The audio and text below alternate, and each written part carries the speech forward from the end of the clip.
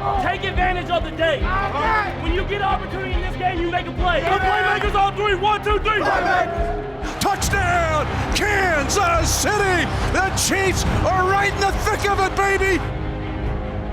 And welcome to this special edition of Defending the Kingdom. This episode is going to feature on the greatest tight end in the history of the National Football League and why Week 17 is more important than maybe a lot of the Chiefs' kingdom thinks it is. Mitch Holthus with you, voice of the Chiefs, along with the man we call the Shop, the Barber Shop, the Spider-Man, Shawn Barber, 10-year National Football League veteran and community leader here in the Chiefs' kingdom. And also you'll see him on Field Pass. You'll see him on Chiefs Rewind. You see him more than Patrick Mahomes, maybe, Shawn Barber. Before we get going here, these headphones, these are the Bose 700 headphones. Look at it. Yep. I'm going to tell you, it's romantic. I did not realize this. I heard back from some of our podcast followers, Vicky and Rod Nelson. Their son lives in Houston, Texas. They're in just east of Wichita, El Dorado, Kansas. Vicky bought Rod a pair of these 700 headphones. The relationship went to another level, Shop. I'm telling you, there's something magical about these Bose 700 headphones. It's that noise cancellation, man. I think most people have experienced about 3, maybe 4, maybe even 5 levels of noise cancellation, but these babies go up to 11. 11 levels of noise cancellation. Once you experience that, it's a whole new sense of peace. The joy and peace that we talk about, the holiday season, the season for joy and peace. When you have these babies on, you get these as a gift, you feel that relationship, man, fireworks start to go. Hey, Valentine's is coming, right? Or get ready for the playoffs. Just go to Bose.com. You'll see a drop down for headphones, and you'll find these, and you'll be glad you found them. All right, let's get into it. We got 2 topics here, and one is Travis Kelce. You and I had a chance to talk with him on Chiefs Rewind after the game against the Atlanta Falcons. But I think it's important for us to put this guy in perspective because I'm not sure I'll fully appreciate it until maybe 10 years from now, if the Lord still has me on this earth, of looking at what this guy has done. And what he has done is unequaled by any tight end and by most players in the history of this league dating back to 1921. Yeah, I've seen some tight ends come into the league with a little bit of bravado, a little bit of swagger. We talk about Kittles over at San Fran. That guy can do it all. He can block, he can catch. He has some swagger, some run after the catch ability. The Raiders has a good tight end. He's been doing phenomenal things. But that tight end position is so a new flavor of the month. A guy can do it for a year. They do it for 6 games. Then they miss a year. Up and down. The one constant over the last 5 seasons has been Travis Kelce. We talk about the tight end position. He's been owning the middle third of the field for the last 5 seasons, and he's been doing it at a very high and a very efficient level. The other thing he's done is actually opened up to the outside third of the field from times. I can't tell you how many times the Chiefs have gone 3 by 1, and he's the single side receiver playing like the X position against a corner. And we have seen him win that outer third too, where a lot of tight ends, now Waller can do it, but not as good as Kelce. He's living out there where usually that's the land of wide receivers. Yeah, we talk about defensively, how are you going to defend somebody, offense with the amount of weapons we have. Well, it's not always the amount of weapons, it's the potential of those weapons. We know that Tyreek Hill has the speed to take things over the top. Sammy Watkins is a very physical type receiver. We talk about the mixture of talents and treasures that you receive when you talk about Travis Kelce. He can be put in so many different positions to put stress on your defense, and he puts strain on the eyes, the understanding of the safety. If you take your eyes off Travis Kelce, he'll sneak back into that open area, make himself present, and give up big gains. And he has a vertical presence to be able to run past most linebackers. So you can't just go with the basic cover 2, cover 3, cover 4 lineups and have him one-on-one with linebackers. There always has to be another presence, some extra help given to whoever's going man-on-man or in the zone when you talk about trying to defend one Travis Kelce. Yeah, you just explained what he did in the Atlanta game to salvage that game. But let me just put the numbers out there in perspective. Okay, one of the obvious numbers, 6,144 yards over the past 5 seasons, unparalleled in NFL history, 38 touchdowns.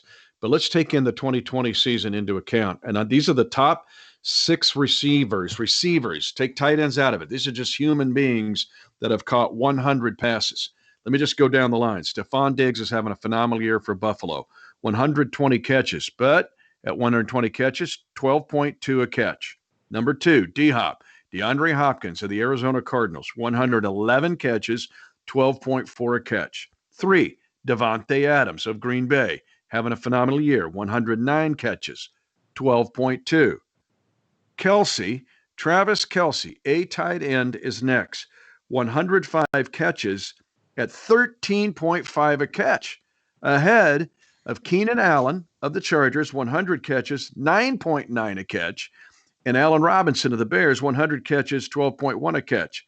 Kelce's yards per catch, with just 15 less catches than Diggs, is a yard and a half more than Stephon Diggs. Mm-hmm. This is a tight end shop that's putting up these numbers. And the beautiful thing about what he's doing is he's putting up so much yardage after the catch. It's not just air yardage. It's not just where he catches the ball, because on average, he's catching the ball 8-9 yards deep. But then he's adding all this extra yardage once he gets the ball in his hand. And like I said, he's making defensive linebackers look a little stupid in the middle of the field. Some of the shake and bake moves you see Kelce put on our opponents.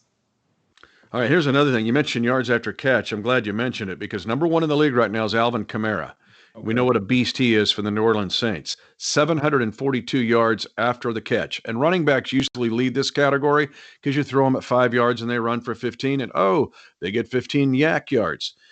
Kelce has 532 yak yards. Second.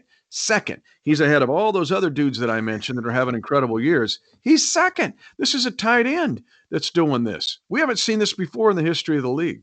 Yeah, and it's not he's doing it in such a creative way, because you know that that's one of the features of the Chiefs offense. You know that's something you have to deal with and stop. He's not a surprise. And that's what, we talk about Steph Diggs. Steph Diggs, he was a number 2 receiver at Minnesota Vikings. He comes to be the Buffalo Bills number 2. And because John Brown misses the season, he steps up and be a number 1. So he's getting more targets than he's ever gotten throughout his entire career. And he's showing that he can do something with it.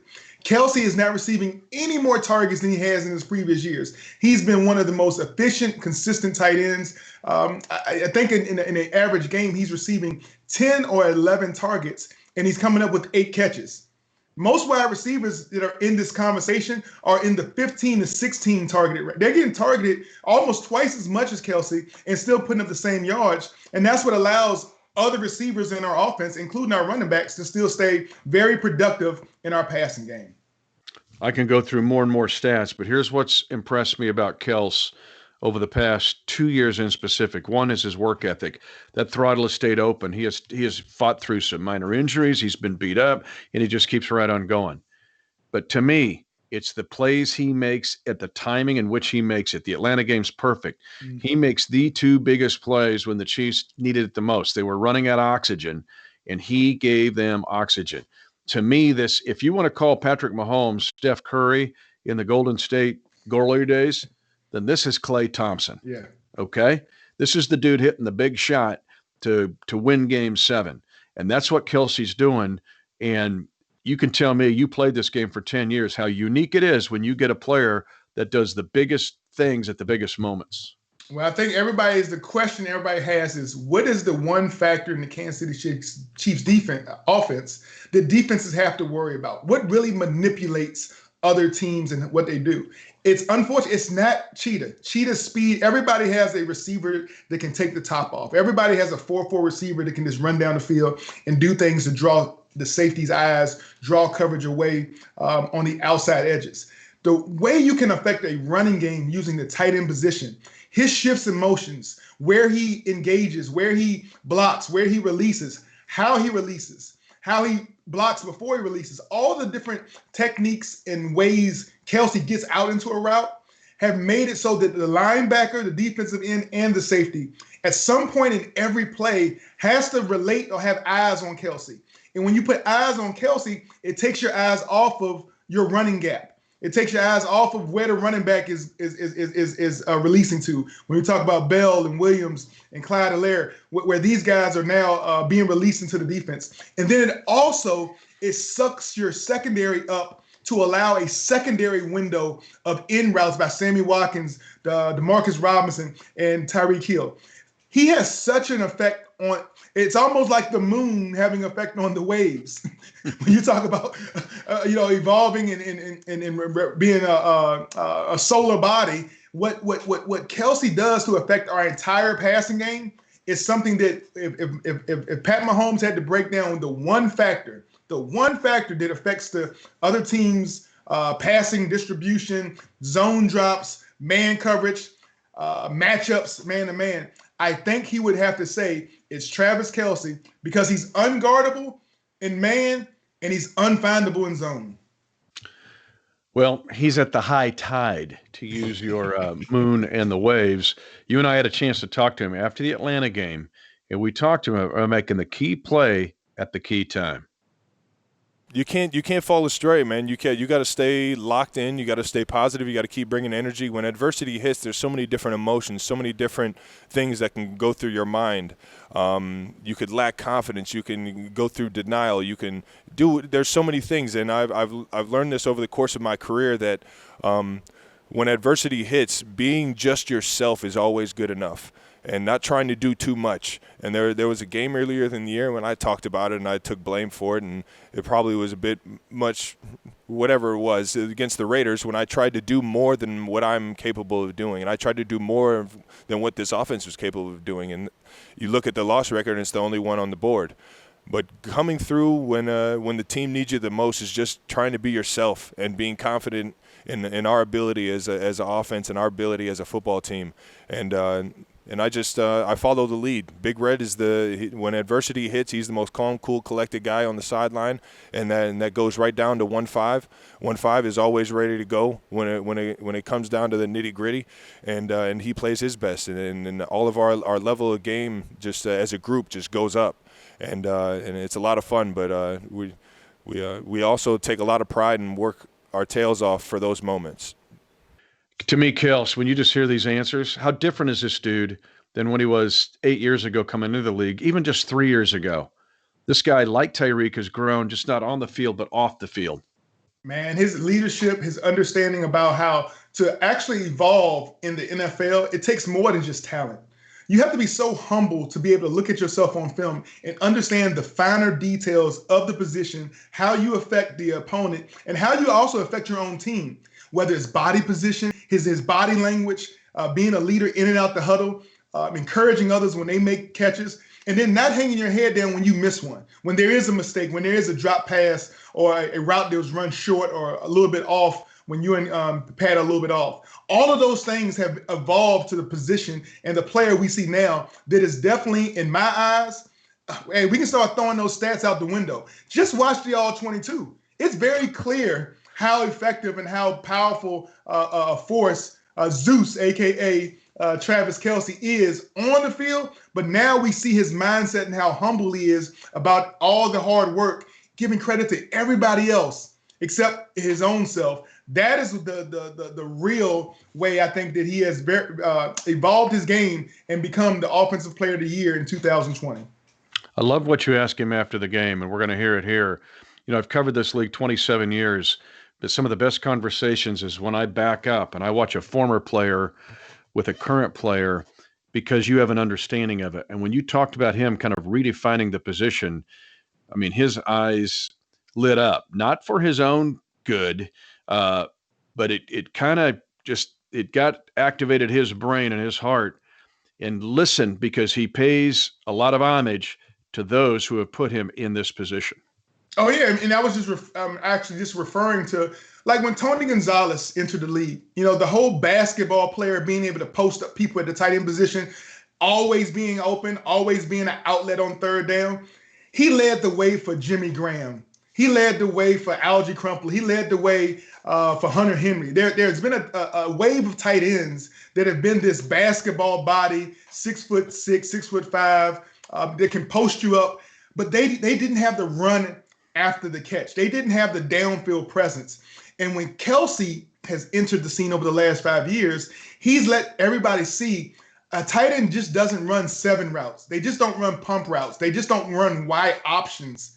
They can create a whole nother tree concept as far as the routes, just off of what Travis Kelce doing. Because you talk about some backyard football. If you watch him and Pat Mahomes, the instinctively how they play off one another late in the count, after the initial read isn't there, how they find holes in zone, how they find weak spots in a man defense. It's legendary at an early stage how often these guys go off the page, go off the script, and hit defenses where they hurt the most. They find the weak spots, they find the weak points, and that's something that I think Kelsey, when I talk about redefining the tight end position, like you said, there's some tight ends coming into the league now that want to try to emulate that, but they don't possess that mindset that Travis has. Here's Travis Kelce's response to your inference. Very fortunate to be in this situation, man. I know Coach Reed and Coach Heck, Coach Bieniemy, they do an unbelievable job in terms of setting up this offense in the run game and the pass game to be able to kind of, enhance our players' strengths. And with that, it makes our job 10 times easier and makes us that much more productive as an offense. So individual accolade like that is something that you hang your hat on when you try and get a gold jacket when it's all said and done. But right now, I'm just very fortunate that we got another win, and this is the best season that the Kansas City Chiefs have ever put together. So I love that interaction that you had player to player, former player to current player with him. But let's transition here because a lot of folks are asking, man, week 17 starters, how many are going to play, who's in, who's out. But I'm just been telling folks all week, this game is so important for a lot of reasons. Let's go back in time, jump in a time machine with us, go back to 2013. The Chiefs couldn't move the needle. They're in the wild card game, but that week 17 game, they had to play the Chargers. They played 38 dudes in that game, 38. Most high school teams, Smith Center's high school team will play 40 in a game. All right, still, guys like Eric Fisher, who was a rookie, was put in a position to be kind of the lead dog on the offensive line. Mm-hmm. And Anthony Sherman, who's in his third year at that point, was asked to be a leader, and they emerged. 2017, the Chiefs played 37 guys. It was Patrick Mahomes' debut. Couldn't move the needle. Starters mostly pulled out. Tano Passanio, 2 sacks in that game, 17 yards. People didn't know who Tano was. Couldn't spell his name, still can't. But the point is, there are guys this week that are going to get chances that could help the Chiefs not only win playoff games, but build the future shop for the next 3 weeks. How valuable is getting guys in roles or first-time appearances in this Week 17 game?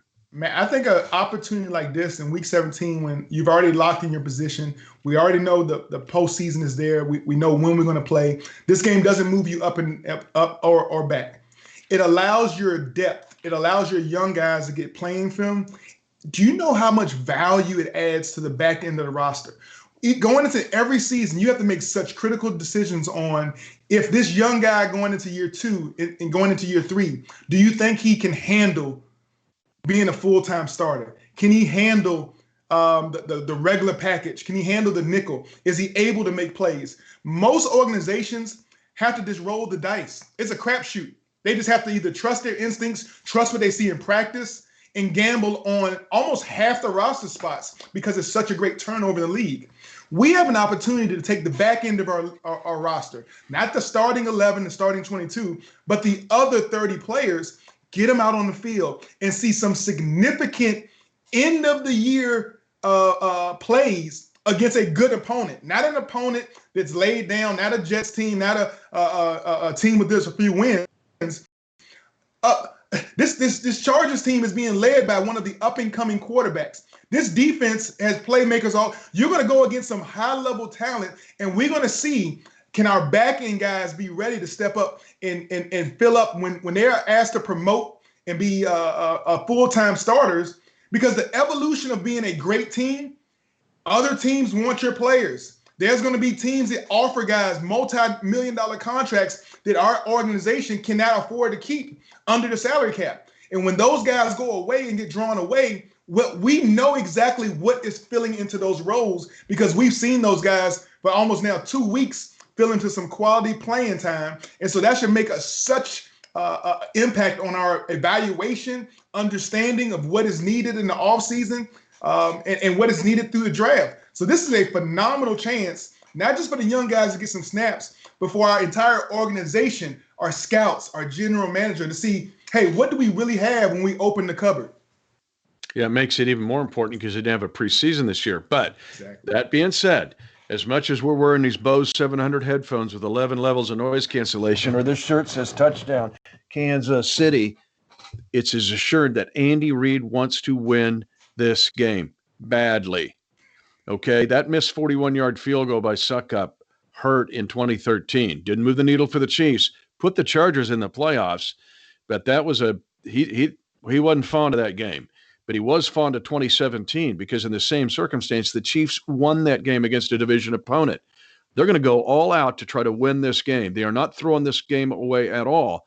But then you got guys like Armani Watts in the secondary, who now you're going, okay, you're going to be Honey Badger in this game. Willie Gay Jr. going, okay, you're now Damian Wilson or Hitchens in this game. Or up front, Mike Dana, you're going to be Frank Clark in this game. The offensive line, I mean, the mix and match, what goes on there. But the point is here, you're saying you're getting a chance in your first year or second year to do something that most players don't even get the chance to do ever, or maybe until their third or fourth year. And most teams, when they have an opportunity to put up a guy in like that, it's do or die situation. It's because of injury, and you're just thrown out there. You haven't had a week of practice. You're just thrown to the wolves. We've actually had the opportunity to get a week of practice. These guys know their roles going into the game. They'll be fully prepared.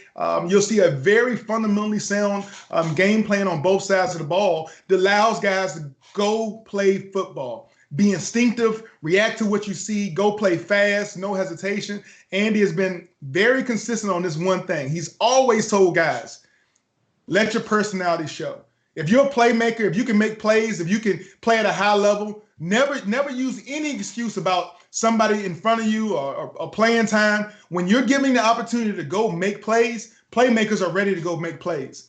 And what that would do for young guys, if they can understand in this moment, in this era, understanding that, hey, they don't know how the playoffs going to look. They don't know when their number is going to be called or if it's going to be called.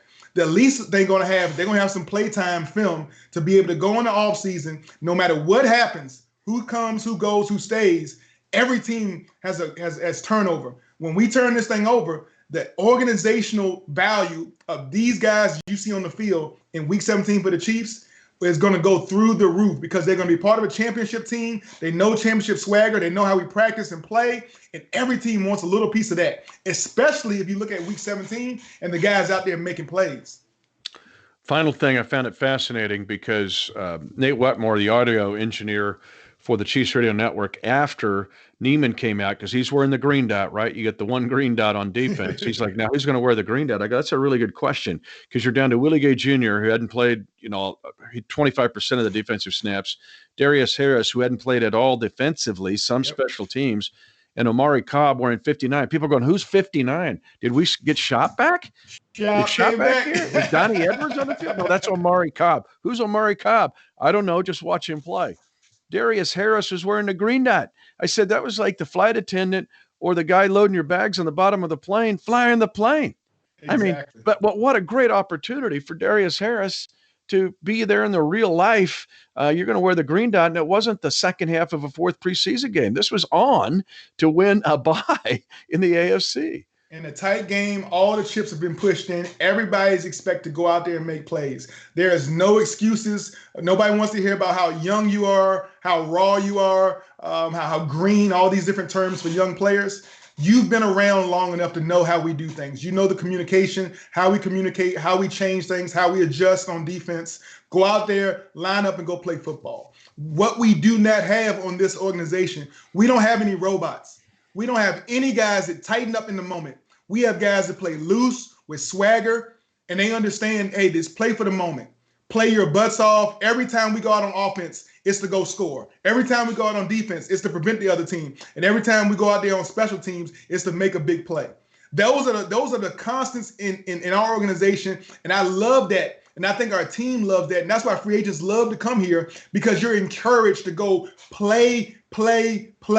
Go play hard, play strong, and to the echo of the whistle, all these different terms that players have, they hear it growing up. That's what we are encouraged to do here in Kansas City. No fear. We play. Play like your hair is on fire. Pedal to the metal, baby. That's the only way we play here in Kansas City. And some people love it, some people don't. But that's how it is when you're part of the kingdom. I love the way you put it on Chiefs Rewind after the Atlanta game. What'd you say? All we have is all we got, and all we got's enough. That's right? right. That's right. And in this week's game against the Chargers, Week 17, all we have is all we got, and it's enough. So it's time to go win Week 17. See it. Now, you went to Richmond. Help me out on the math. The touchdown plus a PAT equals how many points? Oh, Lord. Well, 6 in Richmond, we didn't +1. score a bunch of touchdowns, but this defense, we called it Spider D. We kept people off the scoreboard, so that's all we was worried about. We didn't care how many points we were going to score for our offense. We just cared about how many points we were trying to give up. So our defense was number one in the country a few seasons for a 1AA team, and we took pride in that. Well, I'm sure you got to pick 6 somewhere. 7, 87. Travis Kelce in Week 17. It's 7s this week. Thanks for joining us in this edition of Defending the Kingdom. Happy New Year, everyone. He's Shawn Barber, the Shop, the Spider-Man. I'm Mitch Holthus, voice of the Chiefs. Let's run it back.